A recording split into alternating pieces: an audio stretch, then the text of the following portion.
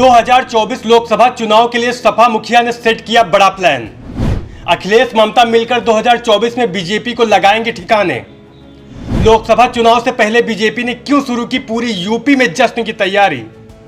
TMC प्रमुख ममता बनर्जी और मुलायम सिंह की दोस्ती किसी से भी छुपी हुई नहीं है। एक उदाहरण 2022 में यूपी विधानसभा चुनाव के दौरान भी देखने को मिला था, जब ममता बनर्जी खुद बनारस में अखिलेश यादव के लिए चुनाव प्रचार करने आई थी। बता दें, साल 2012 और महीना चल रहा था जून का। दिल्ली से लेकर कोलकाता तक राजनीतिक तापमान गर्म था। यह तय हो चुका था कि यूपीए की ओर से राष्ट्रपति पद के उम्मीदवार प्रणब मुखर्जी होंगे, लेकिन नाम की औपचारिक घोषणा बाकी थी। ऐसे में टीएमसी प्रमुख ममता बनर्जी कोलकाता से उड़ान भरती हैं और दिल्ली में लैंड होते ही पहुंचती हैं सीधे मुलायम सिंह यादव के घर। देश की राजनीति के लिए एक बड़ी घटना थी और ऐसा टर्निंग पॉइंट था जिसने देश को एक नया तीसरा मोर्चा देने की उम्मीद बंधाई थी। यह पहला मौका था जब मुलायम सिंह और ममता बनर्जी खुले तौर पर एक दूसरे के साथ नजर आए थे। यह सिलसिला हमेशा बरकरार रहा।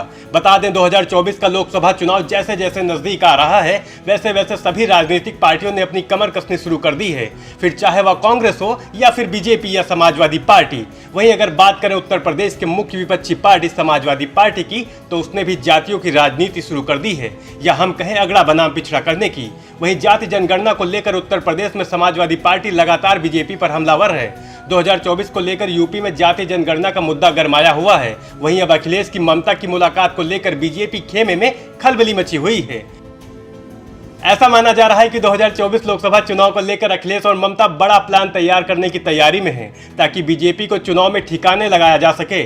समाजवादी पार्टी 18 और 19 मार्च को कोलकाता में होने वाली राष्ट्रीय कार्यकारिणी में 2024 की चुनावी तैयारी और नई सियासी यारी की दिशा तय करेगी। पार्टी ने बैठक की तैयारियों को अंतिम रूप देना शुरू कर दिया है। बता दें, कोलकाता में होने वाली यह सपा की छठी राष्ट्रीय कार्यकारिणी होगी। 1992 में सपा की स्थापना के बाद पार्टी की पहली राष्ट्रीय कार्यकारिणी की बैठक भी कोलकाता में हुई थी। पार्टी के राष्ट्रीय उपाध्यक्ष किरणमय नंदा कहते हैं कि बंगाल राजनीतिक गतिविधियों, बदलाव और सामाजिक क्रांति की भूमि रहा है, इसलिए यहाँ बैठक और चर्चा से निकलने वाले बिंदुओं के संदेश राष्ट्रव्यापी होंगे। सपा मुखिया अखिलेश यादव 17 मार्च को कोलकाता पहुंच जाएंगे। राष्ट्रीय कार्यकारिणी की 2 दिवसीय बैठक एक होटल में होगी। अखिलेश 17 को पहले पश्चिमी बंगाल के सपा के सक्रिय सदस्यों के साथ बैठक करेंगे और अपेक्षाओं का आदान प्रदान करेंगे। इसके बाद शाम को पश्चिम बंगाल की मुख्यमंत्री ममता बनर्जी के साथ उनके आवास पर बैठक होगी। इस दौरान पुरानी दोस्ती को और मजबूत करने की कवायद आगे बढ़ेगी। बंगाल के विधानसभा चुनाव में सपा ने वहां रह रहे यूपी के लोगों को टीएमसी को वोट देने की अपील की थी। ममता भी 2022 में सपा के प्रचार के लिए यूपी आई थी। ऐसे में दोनों नेताओं की मुलाकात 2024 के चुनावी समय की रणनीति पर केंद्रित रहेगी। बीजेपी लगातार इस मुलाकात पर नजर बनाए हुए है। बता दें, अगर ममता और अखिलेश ने अपने अपने राज्य में लोकसभा चुनाव में खेला कर दिया तो बीजेपी के लिए आसान नहीं होगा। कहीं ना कहीं इस बैठक में इस पर भी प्लान तैयार होगा। वहीं दूसरी तरफ उत्तर प्रदेश की योगी आदित्यनाथ सरकार के एक प्रवक्ता ने बुधवार को बताया कि उत्तर प्रदेश सरकार योगी 2.0 का पहला साल आगामी 25 मार्च को पूरे उत्तर प्रदेश में मनाया जाएगा।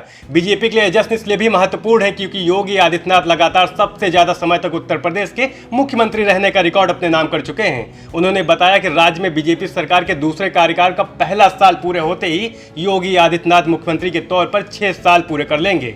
इस जश्न से बीजेपी की नजर भी 2024 चुनाव पर होगी। नेशनल न्यूज नाउ के लिए सूरज वर्मा की रिपोर्ट।